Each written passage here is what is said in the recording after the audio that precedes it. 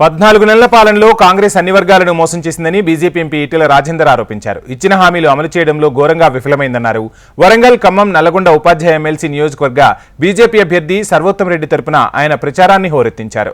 కులగణన రాష్ట్రాల పరంగా జరగాల్సిన ప్రక్రియ అని, ఒక్కో రాష్ట్రంలో ఒక్కో కులానికి ఒక్కో రిజర్వేషన్ ఉంటుందన్నారు. కులగణనపై కాంగ్రెస్ పార్టీకి చిత్తశుద్ధి లేదన్నారు.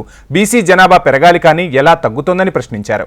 కులగణన ఆర్భాటం చేసి రాష్ట్ర సర్కార్ నవ్వుల పాలైందన్నారు ఈటెల రాజేందర్. ప్రతిపక్షంలో ఉన్ననాడు అబద్ధాల పునాదుల మీద ఎట్లయితే ఆనాడు పైకొచ్చిందో, మళ్ళీ గవర్నమెంట్కి వచ్చిన తర్వాత కూడా మసిపూసి మామిడికాయ చేసి అబద్ధాల పునాదుల మీద చిన్నమని కావాలనేటువంటి చిల్లర ప్రయత్నం రేవంత్ రెడ్డి చేస్తున్నారు.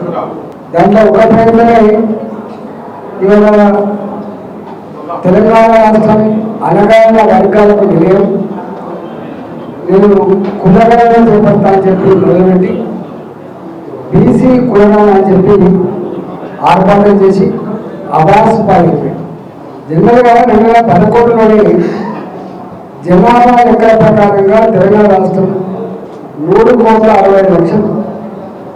2025 అంటే 14 సంవత్సరాల తర్వాత ఎంత జనాభా పెరుగుతుందో నాకు అర్థం కావాలి.